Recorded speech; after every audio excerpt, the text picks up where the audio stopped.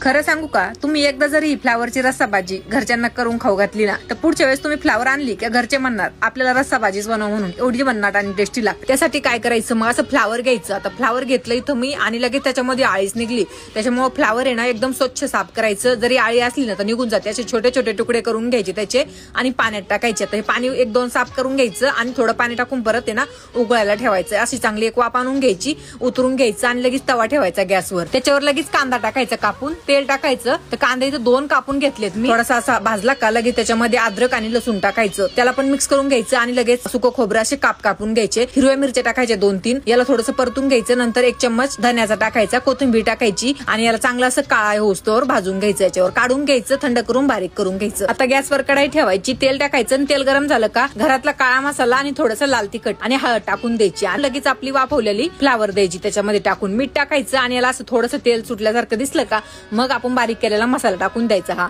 आणि आता मिक्स करून घ्यायचं। असं थोडंसं त्याला उकळी आल्यासारखं झालं का मग त्याच्यामध्ये पाणी टाकून द्यायचं। आता हे पाणी टाकलं का मग याला मस्तपैकी आता 7-8 मिनिटं आहे ना मीडियम गॅसवरती चांगली उकळी आणून घ्यायची। फ्लावर शिजायला काही जास्त वेळ नाही लागत, पहिली पण वाफून घेतलेली असते ना त्याच्यामुळे पटकन शिजून जाते। मग गॅस बंद करायचा आणि अशी वरून कोथिंबीर टाकायची आणि मग काय झाली की आपली फ्लावरची रस्सा भाजी रेडी। एकच नंबर लागते की तुम्ही याला ना भाकरी बरोबर खा किंवा चपाती बरोबर खा किंवा भाता बरोबर। मी आज ही भाजी आहे ना चपाती बरोबर खाल्ली। खरंच काय सांगू तुम्हाला, एवढी जबरदस्त टेस्ट लागली ना। तुम्ही ना अशी एकदा रस्स्यावाली भाजी बनवून बघा आणि मला कमेंट करून नक्की सांगा।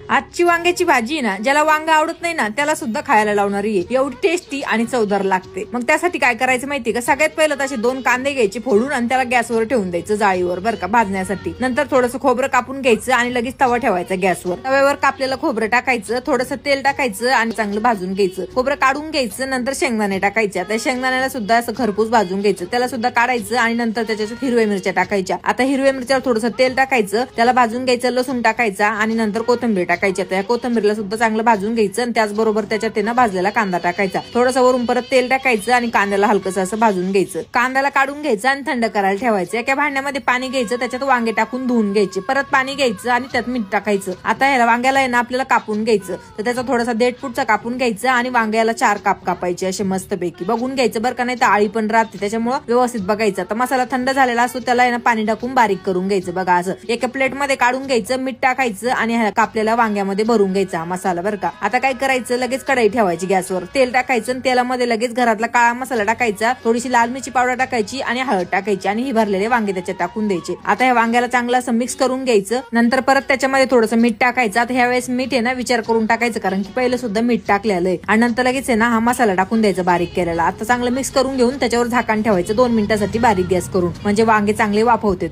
मग नंतर झाकण काढायचं आणि चांगलं मिक्स करून घेऊन आता याच्यात पाणी टाकायचं। तर पाणी गरम करूनच टाकायचं आणि थोडंसं जास्त टाकायचं, कारण की वांगे शिजायला पण पाणी लागतं। आणि आता आहे ना चांगलं मीडियम गॅसवर याला आहे ना चांगलं 7-8 मिनिटांसाठी उकळी आणून घ्यायचं। मग बघा कसला आपला रस्सा तयार होतो, एकदम मस्त आणि झणझणीत। तर मग आता ज्याला वांगे आवडत नाहीत ना त्याला ही भाजी खाऊ घाला, मग बघा तुमचं कसं कौतुक करताय। तर एक वेळेस बनवा आणि मला कमेंट करून नक्की सांगा। काय हो, आळूचे पानं कसे बनवता तुम्ही? मी ज्या पद्धतीने बनवते ना ते जर खाल्ले ना एकदा तर तोंडाला पाणीच येतं बरं का, एवढ्या जबरदस्त बनते। तर मग काय करायचं, असे आळूचे पानं घ्यायचे, मस्त स्वच्छ धुवून घ्यायचे बरं का, आणि नंतर काय करायचं त्याला असे शिरा काढून घ्यायचे आणि थोडंसं बेलण्याने लाटून घ्यायचं, म्हणजे शिरा आहे ना अशा जागेवर दाबल्या जातात। नंतर मिक्सरच्या भांड्यात हिरव्या मिरच्या, लसूण आणि जिरे टाकून घ्यायचं आणि त्याला बारीक करून घ्यायचं बरं का। एका प्लेटमध्ये बेसन पीठ घ्यायचं, आता इथं मी अर्धा किलो घेतले बरं का, त्याच्यात मिरची टाकायची बारीक केलेली, तीळ टाकायची बरंच आणि मीठ टाकायचं आणि याला मिक्स करून आहे ना पाणी टाकून असं खलून घ्यायचं बरं का। आता इथं दुसरं मी काहीच टाकलेलं नाही, फक्त एवढंच टाकून करायचंय आपल्याला। आणि नंतर घ्यायचे लगेच आळूचे पानं बरं का, आणि त्याच्यावर ना असं बेसन पिठाची लेअर लावून द्यायची बरं का, असे पातळ पातळ लावायची, खूप असं जाड पण नाही लावायचे। नंतर आडवे तिडवे असे कसे पण ठेवून द्यायचे, छोटे मोठे किती पण असतात आपल्याजवळ तेवढे सगळे याच्यामध्ये असे बसून द्यायचे, छोट्याले असे मध्ये घालायचे, मस्त होते। मग असे कोणतेच वाचत नाही, तर सगळे कुंड लावून द्यायचे, एकावर एक ठेवायचे आणि उलटे ठेवायचे बरं का पानं, आणि त्याच्यावर बेसन पीठ लावायचे बरं का। आणि असे 2-4 लेअर झाले का लगेच त्याला अशा घड्या घालायचे, म्हणजे असं त्याचा रोल बनवायचा मस्तपैकी असा हळूहळू बरं का।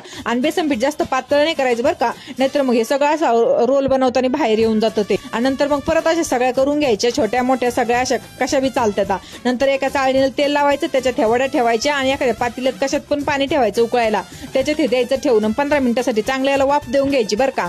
नंतर काढायचं, थंड झालं का मग अशा त्याच्या आहे ना छोटे छोटे काप करून घ्यायचे, म्हणजे तुम्हाला पाहिजे तशा अशा वड्या कापून घ्यायच्या। नंतर तेल ठेवायचं गरम व्हायला आणि टाकायचे त्याच्यामध्ये या, आणि अशा मीडियम बारीक गॅसवरती येणार चांगलं खरपूस असं छान कलर व्यवस्थित तळून घ्यायच्या. अशा मस्त कुरकुरीत तळल्या जातात ना आणि खायला तर काय जबरदस्त लागतात. एक नंबरच. तुम्ही अशा करून पहा, मग मला सांगा की आम्ही बनवल्या. तसं तर आळूची पानं बनवायची सगळ्या जणालाच माहित असतं बरं का, पण प्रत्येक जणाची ना आळूची पानं बनवायची वेगवेगळी पद्धत असते. तर तुम्ही कशी बनवता ते पण मला तुम्ही नक्की सांगा.